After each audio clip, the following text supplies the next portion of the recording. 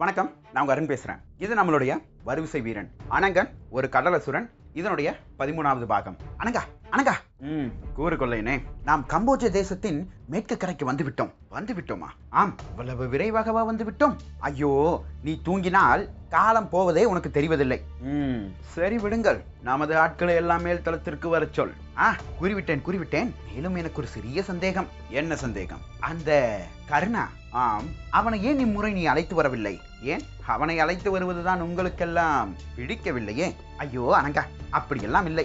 அந்த கருணா யாரோடும் சரியாக பழக மாட்டேங்கிறான். அதற்காகத்தான் அப்படி வம்பு கிழுத்தோம். நீ கூறிய பிறகு, உனக்கு உற்ற நண்பனாக வந்த பிறகு நாங்கள் அவனை எதிர்ப்போமா? அதுவும் எனக்கு தெரியும். கருணா இங்கு வந்தால் நாம் சரியாக சண்டையிட முடியாது. ஏன் அவ்வாறு கூறுகிறாய்? இப்போது புரியும்படி கூறுகிறேன், கேள். கருணாவை அழைத்து வராமல் இருப்பதற்கு 2 காரணங்கள் தான். ஒன்று, கருணாவுக்கு சண்டையிட தெரியாது. நமது கொள்ளையர்களுக்கு மட்டும் சண்டையிட தெரியுமாக்கும், பலருக்கு சண்டையிட தெரியாதே. சரி விடு. மேலும் நாம் கம்போஜ தேசத்தின் படை வீரர்களிடம் சண்டையிடப் போகிறோம். அது அவனின் தேசம் அல்லவா? அவனுக்கும் சிறிது நாட்டுப்பற்று இருக்கத்தானே செய்யும். நீ கூறுவதும் உண்மைதான். கருணாவை தீவிலேயே விட்டு வந்தது நல்லதுதான். மேலும் அங்கிருக்கும் கொள்ளையர்களுக்கும் ஒரு சில வேலை குறித்திருக்கிறேன். என்ன வேலை? வருகின்ற அடுத்த கலிங்க தேசத்தின் கப்பல்களில் நாம் கொள்ளையடிக்க வேண்டுமல்லவா? ஆம், அதற்கு கருணாவை அழைத்து செல்ல சொல்லி இருக்கிறேன். ஐயோ, கருணாக்கு கொள்ளையடிக்க தெரியுமா? கொள்ளையடிப்பதெல்லாம் எங்கு பழக வேண்டும்? செல்ல வேண்டும், கப்பலில் இருக்கும் காவல் வீரர்களை அடித்து போட வேண்டும், பொருட்களை எடுத்து வர வேண்டும், அவ்வளவுதான். ஆஹா, ஒரு கொள்ளை கூட்டத்தின் தலைவன் கொள்ளையடிப்பதை எவ்வளவு சுலபமாக கூறுகிறான். சரி வா, மேல் தளத்திற்கு செல்வோம். அடுத்த கணம் அங்கு அனைத்து கொள்ளையர்களும் கூடியிருக்க திட்டங்கள் தெரியுமா? தெரியும். எவருக்காவது ஐயம் இருக்கிறதா? இல்லை. வகுத்த திட்டத்தை மீண்டும் கூற வேண்டுமா? வேண்டாம். திட்டத்தில் ஏதேனும் மாற்று கருத்துக்கள் இருக்கிறதா? இல்லை. இட்ட கட்டளையை கண்டிப்பாக செயல்படுத்துவீர்களா? கண்டிப்பாக செயல்படுத்துவோம். பிறகு நான் சர்ப்பத்தீவை நோக்கி செல்லவா? அடுத்த கணம் அங்கிருக்கும் கொள்ளையர்கள் ஒருவருக்கொருவர் பார்த்துக் கொண்டனர். மீண்டும் அனங்கனை பார்க்க, பிறகென்ன, ஒரு திட்டத்தை வகுத்து அது உங்களிடம் கூறியிருக்கிறேன். அதற்கு மாற்று கருத்துக்களோ அல்லது அதில் ஏதாவது ஐயமோ உங்களுக்கு கண்டிப்பாக வர வேண்டும். இப்படி எதுவும் வராமல் ஜடம் போல் நின்று கொண்டிருந்தால் பிறகு நான் எதற்கு இங்கு தலைவனாக? மீண்டும் சர்ப்பத்தீவுக்கே நான் சென்று விடுகிறேன். புரிகிறதா? அடுத்த தருணம் ஒரு சில கொள்ளையர்கள், அனங்கா, அதெல்லாம் ஒன்றுமில்லை. நீ வகுத்து கொடுத்த திட்டம் என்ன? முதலில் தாக்க வேண்டும், பிறகு ஓடி வந்து விட வேண்டும். ஓடி வருவது என்ன புதிதா எங்களுக்கு? நீங்கள் சென்று அங்கிருக்கும் வீரர்களை சண்டையிட்டு கொல்ல வேண்டும் என்று நீ கட்டளையிட்டால் தான் நாங்கள் எப்படி செய்வது என்று உன்னிடம் ஆலோசனை கேட்க வேண்டும். பயந்து ஓடி வருவதற்கெல்லாமா ஆலோசனை உன்னிடம் கேட்க வேண்டும்? கொள்ளையனை, இவன் என்னை சிறிது அவமானப்படுத்துவது போல் பேசுகிறான். சிறிதல்ல, முழுமையாகவே உன்னை அவமானம்தான் படுத்துகிறான். ஏய் கொள்ளையனே! ஐயோ அனங்கா, உன்னை அவமானமெல்லாம் படுத்தவில்லை. நீ வகுத்து கொடுத்த திட்டத்தை பற்றி கூறினேன். அனங்கா, மேலும் எனக்கு ஒரு ஐயம் வருகிறது. அப்பா, உனக்காவது வந்ததே. கேளு. நாம் எதற்காக இப்போது நமது எதிரிகளை தாக்கிவிட்டு ஓடி வர வேண்டும்? ஏன்? ஒன்று செய், அங்கு நின்று நீ தாக்குதல் நடத்தி கொண்டேரே. ஐயோ, காவல் படை வீரர்கள் எத்தனை பேர் இருப்பார்கள்? கொள்ளையர்கள் எத்தனை பேர் இருப்பார்கள்? பிறகு தெரிகிறதல்லவா கம்போஜம் தேசத்தில் போர் செய்வது கடினம் என்று. அதற்காகத்தான் இந்த திட்டத்தை வகுத்து கொடுத்தேன். நான் அழைத்து வந்தது 100 கொள்ளையர்கள். 50-50 பிரிந்து கொள்ளுங்கள். ஒருவர் மேற்கு திசையில் இருக்கும் காட்டுக்குள் முன்னேறி சென்று அங்கிருக்கும் பழங்குடி கொள்ளையர்களை தாக்கிவிட்டு மீண்டும் கம்போஜம் தேசத்தின் மேற்கு வாசல், அதாவது கோட்டையின் ராட்சச கதவு வரை ஓடி வர வேண்டும். அதுவும் பழங்குடி மக்களின் கண்ணுக்கு தெரியும்படி ஓடி வர வேண்டும். கோட்டை கதவு தென்பட்டவுடன் கிழக்கில் திரும்பி நேராக நீங்கள் நமது கப்பலுக்கு வந்துவிட வேண்டும். அதன் பின்னர் நமது கப்பலில் இருக்கும் கொள்ளையர்கள், அதாவது தலைமை கொள்ளையர்கள் என்ன செய்ய வேண்டும் என்று உங்களுக்கு கூறுவார்கள். அதே போல் 2வதாக பிரிந்த 50 கொள்ளையர்கள், நீங்கள் அனைவரும் கோட்டையை சுற்றி இருக்கும் பனைமரங்கள் மீது ஏறி கோட்டைக்குள் குதித்து அங்கிருக்கும் காவலாளிகளை எல்லாம் அடித்து உதைக்க வேண்டும். முடிந்தவரை கோட்டையின் கதவை நீங்கள் திறந்துவிட வேண்டும். கோட்டை கதவுகள் திறந்த பின்பு மீண்டும் கோட்டையை விட்டு ஓடிவிட வேண்டியது உங்களுடைய வேலை. இப்போது கம்போஜம் தேசத்தின் படை வீரர்கள் ஒருபுறமாக கோட்டையின் கதவை நெருங்கி வருவார்கள். அப்போது பழங்குடி கொள்ளையர்களும் கோட்டையின் கதவை நெருங்கி வருவார்கள். இருவரும் சண்டையிட்டுக் கொள்வார்கள். அதில் பலர் மாண்டு போவார்கள். இவ்வாறு நடந்து கொண்டிருக்கும் பொழுது பிறகு நான் கூறுகிறேன் என்ன செய்ய வேண்டும் என்று. புரிகிறதா? புரிகிறது. ஆகவே பயந்து ஓடி வர வேண்டிய வேலைதானே என்று சுலபமாக எண்ணக்கூடாது. புரிகிறதா? சூரியன் மேலே எழும் முன் அனைவரும் கவனமாக உள்ளே செல்லுங்கள் என்று அனங்கன் கட்டளையிட்டான். அடுத்த கணம் சர்ப்பத்தீவு. கர்ணா, வணக்கம். கூறுங்கள். அனங்கன் கம்போஜம் தேசத்திற்கு சென்றிருக்கிறானாம். ஆம், ஒரு முக்கியமான விடயம் என்னவாயிற்று? அனங்கன் கூறியது போல் பல்வேறு தேசங்களுக்கு சென்று நமது வணிகர்கள் அவர்களின் தொழிலையும் ஆரம்பித்து விட்டார்கள்.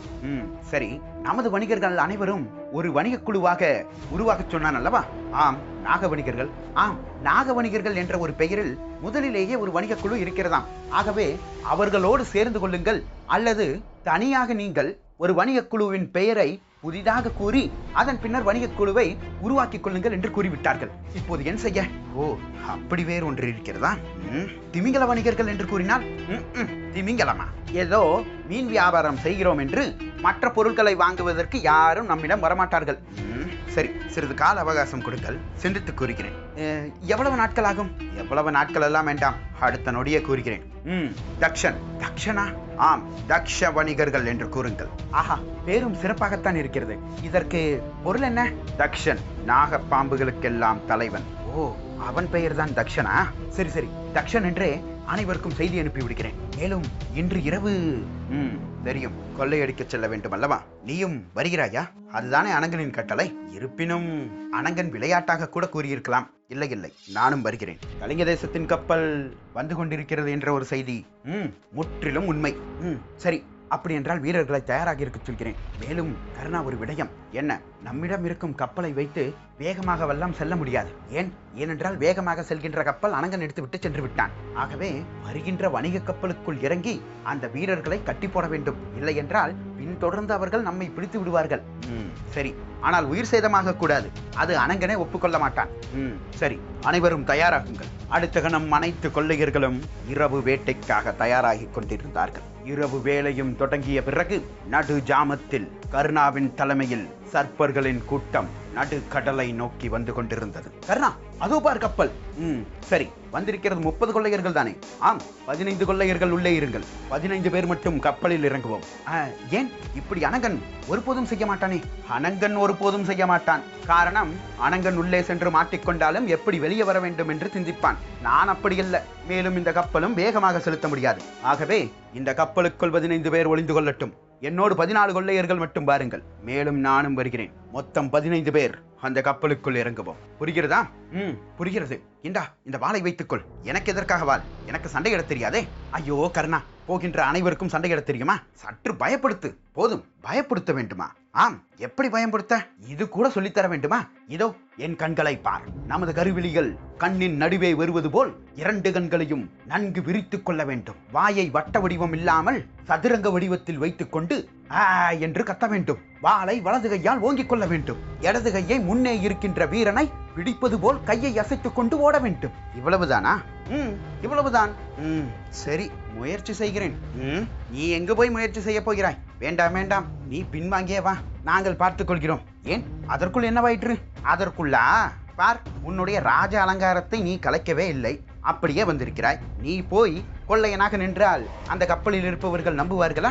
சரி சரி, அதிகமாக பேசாதே, வா என்று கூறிக்கொண்டு அனைவரும் கடலில் குதித்து மெதுவாக நீந்தி சென்றார்கள் அந்த கலிங்க தேசத்தின் கப்பலை நோக்கி. அடுத்த கணம் கலிங்க தேசத்தின் கப்பல் வருகின்ற பாதையில் இந்த கொள்ளையர்களின் கப்பலை இடையில் போட்டார்கள். அடுத்த கணம் வருகின்ற கப்பலும் அதனுடைய வேகத்தை குறைத்து, இது என்ன, நடுக்கடலில் ஏதோ ஒரு கப்பல் நின்று கொண்டிருக்கிறது என்று கப்பல் மாலுமிகளும் காவலாளிகளும் சிந்தித்துக் கொண்டிருக்க கப்பலின் ஏதோ ஒரு மாற்றத்தை கண்டார்கள். ஏதோ சத்தம் கேட்கிறது அல்லவா? இல்லையே. காவல் வீரர்களே, கப்பலின் மறுமுனையில் பாருங்கள். அடுத்த கணம் எட்டி பார்த்தவன், ஆம், யாரோ கப்பலில் ஏறிக்கொண்டிருக்கிறார்கள். கொள்ளையர்களாக இருக்கும். கொம்பை எடுத்து ஊதுங்கள், அனைத்து கதவுகளையும் அடைத்து விடுங்கள் என்று கூறிக்கொண்டிருக்க 15 பேரும் கப்பலுக்குள் இறங்கினார்கள். அடுத்த கணம் முன்னே இருக்கின்ற கொள்ளையர்கள் அலறிக்கொண்டு ஓட முன்னே இருக்கும் காவலாளிகள் அவர்களை அடித்து பின்னே தூக்கி போட்டார்கள். இதை பார்த்த மற்ற கொள்ளையர்கள் சிறிது வியந்து பார்த்தார்கள் அந்த வீரர்களை. மேலும் ஒரு கொள்ளையன் கருணாவை நெருங்கி, கருணா, நாம் தவறு செய்துவிட்டோம். ஏன், என்னவாயிற்று? இது கலிங்க தேசத்தின் கப்பல் அல்ல. கலிங்க தேசத்தின் கொடிதானே பறக்கிறது? ஆம், ஆனால் கலிங்க தேசத்தின் காவல் வீரர்கள் இப்படியெல்லாம் செயல்பட மாட்டார்கள். இவர்களின் அடியே தினுசாக இருக்கிறது. அடுத்த கணம் ஒரு அறையின் கதவுகள் திறக்கப்பட அதிலிருந்து அருள்மொழிவர்மரும் பார்த்திபேந்திர வல்லவரும் வெளியே வந்தார்கள். இளவரசே, கொள்ளையர்கள் வீரர்களே, சுற்றி வளையுங்கள் என்று கூறிய பிறகு வந்த 15 கொள்ளையர்களையும் சுற்றி வளைத்தார்கள் வீரர்கள். எப்போதும் ஒரு கப்பலில் 15 to 20 வீரர்கள் மட்டுமே வருவார்கள். ஆனால் இம்முறை நூற்றுக்கணக்கான வீரர்கள் மேல்தளத்தில் இருப்பதை பார்த்து மற்ற கொள்ளையர்கள் அஞ்சினார்கள். அடுத்த கணம் பார்த்திபேந்திர பல்லவர் சில அடிகள் முன்னே வைத்து ஒரு கொள்ளையனை பார்த்து, நீங்கள் எந்த கொள்ளையர்கள்? சர்ப்பர்கள். ஓ, சர்ப்பர்கள். அருள்மொழிவர்மரே, இவர்களைத்தான் தேடி வந்தோம். அடுத்த கணம் பார்த்திபேந்திர பல்லவர் சற்று எட்டி பார்க்க அங்கு கருணா நின்று கொண்டிருந்தான். கருணாவை பார்த்துவிட்டு பார்த்திபேந்திர பல்லவர் கருணாவை நெருங்கி வர, நீர்தான் கடல் கொள்ளையனின் தலைவன் அனங்கனோ? ஆடைகள் எல்லாம் பார்த்தால் ராஜதோரணையாகத்தான் இருக்கிறாய். அருள்மொழிவர்மரே, ஜும்பா கூறினான் அல்லவா, இவன் தனியாக ஒரு அரசாட்சி நடத்தி கொண்டு வருகிறான் என்று. பாருங்கள், ஆடைகள் கூட இளவரசனை போல சூடியிருக்கிறான். அடுத்த கணம் பார்த்திபேந்திர பல்லவர் கருணாவை மேலும் கீழுமாக 2 முறை பார்த்துவிட்டு சட்டென்று அவனுடைய கையை பார்த்தார். ஏய், இது கம்போஜம் தேசத்தின் மோதிரம் தானே? ஆம். இது உன்னிடம் எப்படி வந்தது? அது வந்து கூறு, உண்மையை கூறு. இது சூரியபுத்திரனின் மோதிரம் தானே? ஆம், சூரியபுத்திரனின் மோதிரம் தான். அடுத்த கணம் அருள்மொழிவர்மரும், பல்லவரே, என்னவாயிற்று? கம்போஜம் தேசத்தை ஆண்டு கொண்டிருக்கும் ராஜேந்திரவர்மர் அவருடைய முதல் மகனான சூரியபுத்திரனுக்கு அவருடைய 2வது மகனான ஜெயவர்மனால் ஆபத்து இருக்கும் என்ற ஒரு காரணத்தினால் சூரியபுத்திரனை எப்படியாவது பல்லவ தேசத்திற்கு அனுப்ப வேண்டும் என்று முடிவு செய்தார் ராஜேந்திரவர்மர். ஆனால் சூரியபுத்திரன் பல்லவ தேசத்தை நோக்கி வருவதற்காக கலிங்க தேசத்தின் கப்பலில் ஏறினான். கலிங்க தேசத்தின் கப்பலையா பார்த்து பார்த்து சூறையாடி கொண்டிருக்கும் அனங்கன் சூரியபுத்திரனையும் அழைத்து விட்டு சென்று விட்டான். இப்போது அவனின் ஆடை, அவனுடைய மோதிரம் என்று அனைத்தையும் இவன் எடுத்து வந்திருக்கிறான். கூறு, சூரியபுத்திரனை என்ன செய்தாய்? உயிரோடு தான் இருக்கிறானா அல்லது கொன்று விட்டாயா? அடுத்த கணம் கருணாவின் அருகே இருக்கும் ஒரு கொள்ளையன், சூரியபுத்திரனை அனங்கன் கொன்று விட்டான் என்று கூறினான். அடுத்த கணம் பின்னே இருக்கின்ற ஒரு வீரன் சட்டென்று அவனுடைய உரையில் இருந்த வாளை எடுத்து அந்த கொள்ளையனின் கழுத்தை துண்டாக்கினான். இதை பார்த்ததும் கப்பலில் இருந்த மற்ற கொள்ளையர்களும் வீரர்களும், ஏன் அருள்மொழிவர்மர் கூட சிறிது திகைத்து போய் நின்றார். வீரனே, ஏன் இப்போது அந்த கொள்ளையனை கொன்றாய் என்று பார்த்திபேந்திர பல்லவர் கேட்க, பிறகு என்ன அரசே, உங்கள் முன்னே இவன் இப்படி பேசுகிறான், அதுவும் ஒரு கொள்ளையன்? வாயை மூடு. கொள்ளையனாக இருந்தால் என்ன, அவனுக்கும் உயிர் இருக்கிறது அல்லவா? இல்லை அரசே, அன்று துறைமுகத்தில் நீங்கள் 2 கொள்ளையர்களை கொன்றீர்கள் அல்லவா? ஆகையால் தான் கொள்ளையர்களை கொல்வதில் எந்த ஒரு தவறும் இல்லை என்று எண்ணினேன். அடச்சை, கொள்ளையனோ படை வீரனோ, அவன் எந்த நிலையில் இருக்கிறான் என்று சிந்தித்து பார்க்க வேண்டும். அதுவும் ஒரு பொறுப்பிலும் ஒரு பதவியிலும் இருக்கக்கூடிய வீரர்கள் நீங்கள். நம்மிடம் மாட்டிக்கொண்ட ஒரு கொள்ளையனை இப்படி வெட்டிக் கொள்வது முறையா? நான் துறைமுகத்தில் செய்ததை, அதனுடைய காட்சி ஓட்டத்தை ஓட்டிப்பார் உன் மனதில். அப்போது புரியும். நமது வணிகர்களையும் வேலையாட்களையும் அடித்துக் கொண்டு நமது காவலாளிகளையும் தாக்கிக் கொண்டு வந்தவர்களை தான் நான் வெட்டிக் கொன்றேன். ஒருவேளை அவர்கள் நம்மிடம் பிடிபட்டிருந்தால் அவர்களை கொன்றிருக்க மாட்டேன். அடுத்த கணம் இறந்து போனவன் அருகே கருணா அமர்ந்து கொண்டிருக்க பார்த்திபேந்திர பல்லவர் மெதுவாக கருணாவின் தோளில் கை வைத்தார். கையை சட்டென்று தட்டிவிட்ட கருணா, தவறு செய்து விட்டீர்கள். பல்லவ தேசத்தின் பேரரசரான பார்த்திபேந்திர பல்லவரே, நீர் தவறு செய்து விட்டீர். கொள்ளையடிப்பதற்கு தண்டனை மரணம்தான் என்று எந்த தேசத்தின் சட்டத்தில் எழுதியிருக்கிறது? அனங்கா, ஒரு கடல் கொள்ளையன் சட்ட திட்டங்களை எல்லாம் பற்றி பேசுவதற்கு எந்த அருகதையும் கிடையாது. போதும், நான் அனங்கன் அல்ல, நான் தான் சூரியபுத்திரன். என்ன கூறினாய்? சூரியபுத்திரனா? ஆம், அனங்கனிடம் ஒரு அடிமையாக மாட்டிக்கொண்டேன். அதன் பின்னர் சூரியபுத்திரன் நான் என்று அவனிடம் கூறாமல் என்னுடைய பெயரை மாற்றி கருணா என்று கூறிக்கொண்டிருந்தேன். கொள்ளையடிப்பதற்காக அவன் எங்களை அனுப்பி வைத்தான். முதல் முறை என்பதால் இதோ இப்போது கொண்டீர்களே, இவன் தான் எனக்கு ஒவ்வொன்று விடயங்களையும் சொல்லிக் கொடுத்து கொண்டு வந்தான். மேலும் கப்பலில் யாரையும் கொல்லக்கூடாது என்பது சர்ப்பர்களின் விதிமுறை. ஒரு கொள்ளை கூட்டத்திற்கு கூட விதிமுறை இருக்கிறது, நாடாள வந்த அரசர்களுக்கு இல்லை. சூரியபுத்திரா, நான் சொல்வதை கேள். உன்னை தேடித்தான் நான் இங்கு வந்தோம். நன்றி பல்லவரே, நன்றி. எனது தந்தை எனது தம்பியிடமிருந்து எனது உயிரை காப்பாற்றினான். நீங்கள் இப்போது இந்த கொள்ளையர்களிடமிருந்து என்னை காப்பாற்றப் போகிறீர்கள். அதற்கு மிகப்பெரிய ஒரு நன்றி. ஆனால் நான் சென்ற அங்கு ஓரிரு தினங்களிலே அனைத்தையும் பார்த்து விட்டேன். அங்கிருப்பவர்கள் அனைவரும் கொள்ளையர்கள் அல்ல. பல தேசங்களில் அடிமையாக இருந்தவர்களை தான் அனங்கன் கூட்டி சென்று அவர்களை எல்லாம் கொள்ளையர்களாக மாற்றுகிறார். என்னையும் அப்படித்தான் மாற்றி இந்த கப்பலுக்கு அனுப்பினான். நான் அடிமையாக இருந்தபோது என்னை சிறைப்பிடித்தானே அனங்கன். அப்போது கூட கலிங்க தேசத்தின் கப்பல்களில் காவல் இருந்தார்கள். அவர்களை யாரும் அனங்கன் ஒன்றும் செய்யவில்லை. ஏன் இந்த கொள்ளையர்களும் ஒன்றும் செய்யவில்லை. இப்போது ஒரு உயிரை எடுத்து விட்டீரே. அடுத்த கணம் பார்த்திபேந்திர பல்லவரும், நான் சொல்வதை முழுமையாக கேள். வேண்டாம் பல்லவரே என்று அருள்மொழிவர்மரிடமிருந்து வார்த்தைகள் உதிர்ந்தன. அனைவரும் அருள்மொழிவர்மரை பார்க்க, வீரர்களே, மீதமிருக்கும் 13 கொள்ளையர்களையும் சிறைபிடியுங்கள். சூரியபுத்திரனுக்கு தனி அறை கொடுத்து அவனை அதில் இருக்கச் சொல்லுங்கள். அனங்கனை பிடிக்கத்தான் வந்தோம். ஆனால் அவனுடைய கொள்ளை கூட்டத்தில் இருந்து 13 பேரை நாம் இப்போது கைது செய்திருக்கிறோம். கண்டிப்பாக அனங்கன் நம்மை தேடி வருவான். அவசரத்தில் நடந்தது கொள்ளையோ விபத்தோ இதையெல்லாம் ஆராய்வதற்கு பல்லவ தேசத்தில் இடமும் இருக்கிறது, அதற்கான அதிகாரிகளும் இருக்கிறார்கள். கப்பலை பின்னுக்கு செலுத்துங்கள் என்று கூறிக்கொண்டு அருள்மொழிவர்மர் திரும்ப, அருள்மொழிவர்மரே, நமது கப்பலை குறுக்கே மறைத்ததல்லவா ஒரு கப்பல்? ஆம், அது இப்போது காணவில்லை. எங்கு சென்றது? இந்த காட்சி இங்கு நடந்து கொண்டிருக்கும் போதே அவர்கள் மெதுவாக பின்னை சென்று விட்டார்கள். அப்படி என்றால் கப்பலிலும் சிலர் இருந்திருக்கிறார்கள். அதில் அனங்கன் கூட இருந்திருக்கலாம். ஒருவேளை அனங்கன் இல்லாவிட்டாலும் அவர்கள் சென்று அனங்கனுக்கு தகவல் கொடுப்பார்கள். அப்போது அனங்கன் கண்டிப்பாக பல்லவ தேசம் வருவான். அப்போது அவனை சிறைபிடிப்போம் நாம். இட்ட கட்டளை கேட்கவில்லையா உங்களுக்கு? விரைவாக செயல்படுங்கள் என்று அருள்மொழிவர்மர் கோபமாக கூறிவிட்டு அடித்தளத்திற்கு சென்றார். பார்த்திபேந்திர பல்லவரும், அருள்மொழிவர்மரே கூறுங்கள் பல்லவரே, ஏன் அவ்வளவு கோபமாக நடந்து கொண்டீர்? பிறகு சூரியபுத்திரன் அவ்வாறு பேசிக் கொண்டிருப்பதை கேட்டுக்கொண்டிருக்க சொல்கிறீர்களா? அது ஒரு உயிர் கண் முன்னே போய்விட்டதே என்று சூரியபுத்திரன் அப்படி நடந்து கொண்டான். ஏனென்றால் அவன் ஒரு சாது.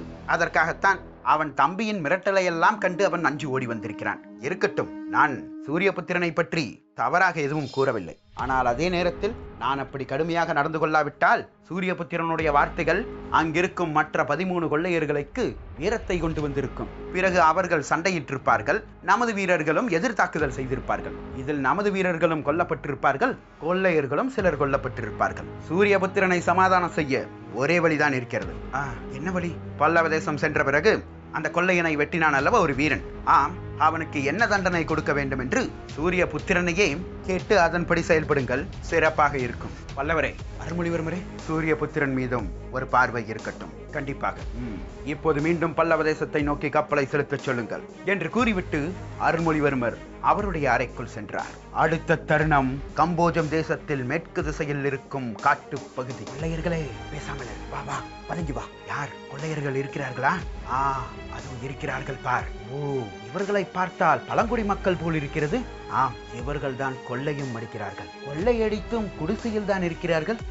இவர்கள் கொள்ளையடிப்பதெல்லாம் செல்வங்கள் கிடையாது, பிறகு பொருட்கள் மட்டுமே. அதையும் சில பொருட்களை இவர்களுக்கு எவ்வாறு பயன்படுத்துவதென்றே தெரியாது. மேலும் இருக்கின்ற கொள்ளையர்களை விட இந்த கூட்டத்தின் கொள்ளையர்களே மிக கொடியவர்கள்.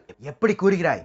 ஆம், இவர்கள் கொள்ளையடிக்க வேண்டும் என்று ஏதாவது ஒரு பகுதிக்கு சென்றால் அனங்கன் எப்படி நம்மளுக்கு கட்டளையிடுகிறான், யாரையும் கொல்லக்கூடாது என்று.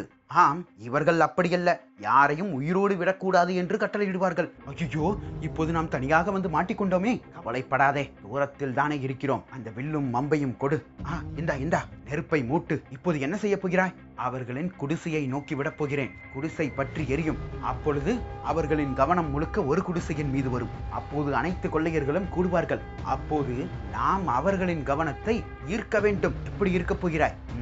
அதற்கு மற்ற கொள்ளையர்கள் வேலை செய்வார்கள். இப்போது பார் என்று கூறிக்கொண்டு சட்டென்று ஒரு அம்பை விட அந்த அம்பு ஒரு குடிசையின் மீது பட்டு அந்த குடிசையும் பற்றி எரிய தொடங்கியது. இதை சற்றும் எதிர்பாராத பழங்குடி மக்கள் அங்கும் இங்குமாக ஓடிக்கொண்டு கூச்சலிட்டுக் கொண்டிருந்தார்கள். அப்போது காட்டுக்குள் பதுங்கி வந்த 50 கொள்ளையர்களும் மேலும் எரியம்புகளை வானை நோக்கி எறிந்தார்கள். மேலே அதை உற்று நோக்கிய பழங்குடி மக்கள் அம்புகள் வந்த திசையை நோக்கி கீழே குனிந்து பார்த்தார்கள். அப்போது காட்டுக்குள் இருக்கும் பல மரங்களுக்கு நடுவே இந்த கொள்ளையர்கள் நின்று கொண்டிருப்பதையும் பார்த்தார்கள். அடுத்த கணம் கையில் கிடைத்த ஆயுதங்களை எடுத்துக்கொண்டு பழங்குடி கொள்ளையர்களும் காட்டுக்குள் இருந்த கொள்ளையர்களை நோக்கி ஓடி வர, அடுத்த கணம் சர்ப்ப கொள்ளையர்களும் பயந்து ஓடுவது போல நடித்துக் கொண்டு அவர்களை விட வேகமாக ஓடினார்கள். அதே மறுமுனையில் கோட்டையின் ராட்சச கதவை பனைமரத்தில் இருந்து பல கொள்ளையர்கள் பார்த்து கொண்டிருந்தார்கள். அடேங்கப்பா, அந்த ராட்சச கதவை பார்த்தாயா? பார்த்தேன். இதை திறப்பதற்கே கிட்டத்தட்ட 10 ஆட்கள் வேண்டும் போல இருக்கிறதே. ஆம், இப்போது நாம் 50 பேரும் சிறப்பாக செயல்பட வேண்டும். 25 பேர் வருகின்ற வீரர்களை எதிர்கொள்ள வேண்டும். 25 பேர் கோட்டையின் கதவை திறக்க ஏதாவது முயற்சி செய்ய வேண்டும். புரிகிறதா? புரிகிறது என்று கூறிக்கொண்டு அடுத்த கணம் பனைமரத்திலிருந்து கோட்டைக்குள் குதித்தார்கள். கோட்டை காவல் வீரர்கள், யார் இவர்கள்? மேலே இருந்து குதித்து உள்ளே இறங்குகிறார்கள் என்று கூறிக்கொண்டு கீழே ஓடி வருவதற்குள் சரமாரியாக 50 பேரும் அங்கும் இங்குமாக குதித்து உள்ளே இறங்கினார்கள். கோட்டை பாதுகாப்பில் 20 பேர் மட்டுமே இருந்ததால் மேலும் காவலாளிகள் வருவதற்காக கொம்புகள் ஊதப்பட்டன. அப்போது கோட்டைக்குள் இருக்கும் ஒரு அறைக்குள் ஜெயவர்மன் வெளியே வந்து, என்னவாயிற்று? கொம்புகள் ஊதப்படுகிறது. கொள்ளையர்களா? ஆம். பழங்குடி கொள்ளையர்களா? இல்லை. பிறகு சர்ப்பர்களா? ஆம், அவர்களின் கொடிதான் பறந்து கொண்டிருக்கிறது. சர்ப்பர்கள் எப்போதும் கடலில் தானே தாக்குவார்கள், நிலப்பகுதிக்கு வரமாட்டார்களே. ஆம், இப்போது என்னவென்று தெரியவில்லையே. கோட்டைக்குள்ளே வந்து விட்டார்கள். சரி, இந்த விடயம் வெளியே யாருக்கும் தெரிய வேண்டாம். நமது வீரர்களுக்கு மட்டும் கூறி வந்திருக்கிற அனைத்து சர்ப்பர்களையும் கைது செய்ய முயற்சி செய்யுங்கள். எத்தனை பேர் வந்திருக்கிறார்கள்? கிட்டத்தட்ட ஒரு 50 பேர் என்று நினைக்கிறேன். 50 பேரா? ஆம், அவ்வளவுதானா? ஆம், கோட்டைக்குள்ளே இறங்கி இருக்கிறார்கள். அதுவும் 50 பேர் மட்டுமா? கோட்டையின் வாசலில் அவர்களுக்கு ஒன்றும் கிடைக்கப் போவதில்லை. ஆகவே பல கொள்ளையர்கள் வர வேண்டும். 50 வீரர்கள் மட்டும் வந்திருக்கிறார்கள் என்றால் ஒருவேளை கோட்டையை கைப்பற்றுவோம். ஒன்றும் புரியவில்லையே இளவரசே. சரி சரி, தாமதிக்க வேண்டாம். ராட்சச கதவு கோட்டையை பூட்டி இருந்தாலும் அவர்கள் பலை மரத்தில் ஏறி உள்ளே இறங்கி விட்டார்கள் அல்லவா? ஆம், தந்தையிடம் எத்தனையோ முறை கூறியிருக்கிறேன். கோட்டையை சுற்றி இருக்கும் பனைமரங்களை எல்லாம் வெட்ட வேண்டும் என்று. கேட்டால் அதுதான் நமது தேசத்திற்கு முக்கிய பங்கு வகிக்கிறதாம். அதில் ஒன்றை கூட வெட்டக்கூடாதாம். சரி சரி, இப்போது வெளிக்கோட்டைக்குள் இருந்து உள்கோட்டைக்குள் வருவதற்கு எந்த வழியும் இல்லாமல் அனைத்து கதவுகளையும் சாற்றுங்கள். அங்கும் பாதுகாப்பை பலப்படுத்துங்கள். புரிகிறது இளவரசே என்று கூறிக்கொண்டு காவல் வீரர்கள் உள்ளே இருக்கின்ற கோட்டை கதவுகளை பலத்த பாதுகாப்பு போட்டுவிட்டு அங்கே நின்று கொண்டிருந்தார்கள். மேலும் வெளிக்கோட்டைக்கு சென்று ஒரு சில வீரர்கள் மட்டுமே சண்டையிட்டுக் கொண்டிருந்தார்கள். அதை அவர்களுக்கு சாதகமாக பயன்படுத்திக் கொண்ட சர்ப்பர்கள் கோட்டையின் கதவையும் திறக்க முயன்று கொண்டிருந்தார்கள். அப்பொழுதுதான் வெளிக்கோட்டை பகுதிக்கு வந்தான் ஜெயவர்மனும். என்ன இது, இத்தனை பேர் தான் சண்டையிட்டுக் கொண்டிருக்கிறார்கள்? ஆம், வந்ததில் ஒரு 20-25 பேர் தான் சண்டையிடுகிறார்கள். நமது வீரர்கள் எங்கே? அவர்கள் எல்லாம் உள்கோட்டையை பாதுகாத்துக் கொண்டிருக்கிறார்கள். இவர்கள் முன்னேறி வருவது போல் தெரியவில்லையே. ஆம், பின்னோக்கியே சென்று கொண்டிருக்கிறார்கள். மேலும் இளவரசே, அதோ பாருங்கள், என்ன செய்து கொண்டிருக்கிறார்கள்? ராட்சச கதவை திறந்து கொண்டிருக்கிறார்கள். ராட்சச கதவை திறந்தால் ஒருவேளை வெளியே பெரும் கொள்ளையர்கள் இருக்கிறார்களோ? ஆம், அப்படித்தான் எண்ணுகிறேன். மேலே இருக்கும் காவலாளியிடம் கேளுங்கள். அடுத்த கணம் மேலே இருக்கின்ற காவலாளி, சுற்றி பார்த்து விட்டேன். வெளியே மிகப்பெரிய கொள்ளையர்களோ பெரும் படைகளோ இல்லை. அப்படி என்றால் எதற்காக இவர்கள் கோட்டையின் கதவை திறக்கிறார்கள்? தெரியவில்லையே இளவரசே என்று கூறிக்கொண்டிருக்க அடுத்த கணம் கோட்டையின் கதவும் திறந்து விட்டது. கோட்டையின் கதவு திறந்த அடுத்த நொடி உள்ளே சண்டையிட்டுக் கொண்டிருந்த 25 கொள்ளையர்களும் கோட்டை கதவை திறந்த 25 கொள்ளையர்களும் சேர்ந்து 50 சர்ப்ப கொள்ளையர்களும் கோட்டை விட்டு ஒரே ஓட்டம் ஓடிவிட்டனர். அடுத்த கணம் ஆழ்ந்த அமைதி நிலவியது அங்கே. எதுவும் புரியாத ஜெயவர்மன் கோட்டையின் ராட்சச கதவுகள் திறந்தப்பட்டிருந்த நிலையில் அதனுடைய நுழைவாயிலுக்கு வந்து நின்று பார்த்து கொண்டிருந்தான். அருகே இருந்த ஒரு படை தளபதியும், இளவரசே, ஒருவேளை அவர்கள் தெரியாமல் குதித்திருப்பார்களோ? அதன் பின்னர் இது அரசாங்க கோட்டை என்று எண்ணிவிட்டு தப்பித்து ஓடியிருப்பார்களோ? அரசாங்க கோட்டைக்குத்தான் இவ்வளவு பெரிய கதவு இருக்கும் என்று அனைவருக்கும் தெரியும். ஏன் வந்தார்கள், ஏன் சண்டையிட்டார்கள், ஏன் கதவை திறந்து ஓடிவிட்டார்கள் என்று ஒன்றும் புரியவில்லையே என்று கூறிக்கொண்டிருக்க அடுத்த கணம் மேலே இருந்து ஒருவன், இளவரசே, கொள்ளையர்கள் வருகிறார்கள் என்று மேலே வேவு பார்த்து கொண்டிருப்பவன் தகவலை கூற அடுத்த கணம் ஜெயவர்மனும் அங்கிருக்கும் காவல் வீரர்களும் வாளை ஏந்தி கொண்டு கவனமாக நின்று கொண்டிருந்தார்கள். அடுத்த கணம் காட்டில் இருக்கும் மரங்களும் இலைகளும் காய்மறையா இலைமறையா என்று தெரியாதவாறு காட்சியளித்துக் கொண்டிருக்க சட்டென்று அந்த மர இலைகளின் கவசங்களை பிளந்து கொண்டு சர்ப்பர்கள் கோட்டையின் கதவை நோக்கி ஓடி வந்து கொண்டிருந்தார்கள். இதை பார்த்த ஜெயவர்மன் மீண்டும் அவனுடைய வாளை ஓங்கி நின்று கொண்டிருக்க சட்டென்று இடதுபுறமாக திரும்பி கிழக்கு திசையை நோக்கி 25 கொள்ளையர்களும் ஓடினார்கள். இதை பார்த்த ஜெயவர்மனுக்கு மேலும் குழப்பம் உண்டானது. படை தளபதியே, இளவரசே, என்ன நடக்கிறது இங்கே? ஒருவன் கதவை திறந்தான். அடுத்த தருணம் மிகப்பெரிய கொள்ளையர்கள் ஓடி வந்தார்கள். அவர்களும் நம்மை தாக்க வருவார்கள் என்று பார்த்தால் அவர்களும் ஓடிவிட்டார்கள். அடுத்த தருணம் படை தளபதியும், வேவு பார்க்கிறவனே, தளபதியே, அவர்கள் எங்கே ஓடுகிறார்கள்? அவர்கள் கடலின் திசையை நோக்கி ஓடுகிறார்கள். ஆம் இளவரசே, அவர்கள் ஓடிக்கொண்டிருக்கிறார்கள். ஒன்றும் புரியவில்லையே. ஒருவேளை அனங்கன் நம்மளை அச்சுறுத்துகிறானோ? அப்படித்தான் என்று எண்ணுகிறேன். இளவரசே, தளபதியே, என்னவாயிற்று? மீண்டும் கொள்ளையர்கள் வருகிறார்கள். கொள்ளையர்களா? ஆம், விடு, அவர்கள் வரமாட்டார்கள். அப்படியே திரும்பி ஓடி விடுவார்கள். ஐயோ, இது சர்ப்பர்கள் இல்ல, பிறகு பழங்குடி கொள்ளையர்கள். பழங்குடி கொள்ளையர்களா? ஆம் ஜெயவர்மரே, கதவை இழுத்து அடையுங்கள் என்று கூறுவதற்குள் மீண்டும் காட்டில் இருக்கும் இலைகளை கிழித்துக் கொண்டு பழங்குடி மக்கள் கோட்டை வாசலின் முன்று வந்து குவிந்தார்கள். பழங்குடி கொள்ளையர்கள் கோட்டையின் ராட்சச கதவுக்கு வெளியே நின்று கொண்டிருக்க ஜெயவர்மனும் கோட்டையின் படை தளபதியும் மேலும் ஒரு சில வீரர்களும் கோட்டையின் ராட்சச கதவுக்கு உள்ளே நின்று கொண்டிருக்க ஜெயவர்மன், தளபதியே, எனக்கு ஒன்றும் புரியவில்லை. முதலில் சர்ப்பர்கள், இப்போது பழங்குடி கொள்ளையர்கள். இவர்கள் ஒன்றாக சேர்ந்திருப்பார்களோ? இல்லை, பழங்குடி மக்கள் யாரோடும் சேர மாட்டார்கள். அப்படி என்றால் இவர்கள் இங்கே வந்திருக்கிறார்கள் என்றால் சர்ப்பர்கள் எங்கே? சர்ப்ப கூட்டத்தின் தலைவனான அனங்கன் எங்கே என்று ஜெயவர்மன் உறக்க கூற ராட்சச கதவுக்கு வலதுபுறமும் இடதுபுறமும் ஜெயவர்மனின் படைகளும் பழங்குடி கொள்ளையர்களின் படையும் நின்று கொண்டிருக்க அந்த 20 அடிக்கு ஓங்கி இருந்த ராட்சச கதவை படிப்படியாக ஏறி வந்து மேல் தளத்தில் பார்த்தால் அனங்கன் அவனுடைய வலது காலை எடுத்து இடது கால் மேல் போட்டுவிட்டு தனது 2 கைகளையும் அவனுடைய தலைக்கு வைத்துவிட்டு ஒய்யாரமாக மேலே படுத்துக் கொண்டிருந்தான். காத்திருப்போம் அனங்கனின் நாட்டம் தொடர. நன்றி. எழுதின தமிழுக்கு ஏன் பெண் வடிவம் அப்படிங்கிற முதல் புத்தகம் அமேசான் கிண்டலில் வந்து அவைலபிளாக இருக்குது. அதை வாங்கி படிச்சுட்டு உங்களுடைய வேல்யூபிள் ஃபீட்பேக்ஸ் வந்து ஷேர் பண்ணுங்கள். அந்த புக்குக்கான லிங்க்கும் வந்து இந்த வீடியோக்கான டிஸ்கிரிப்ஷனில் இருக்குது. நன்றி.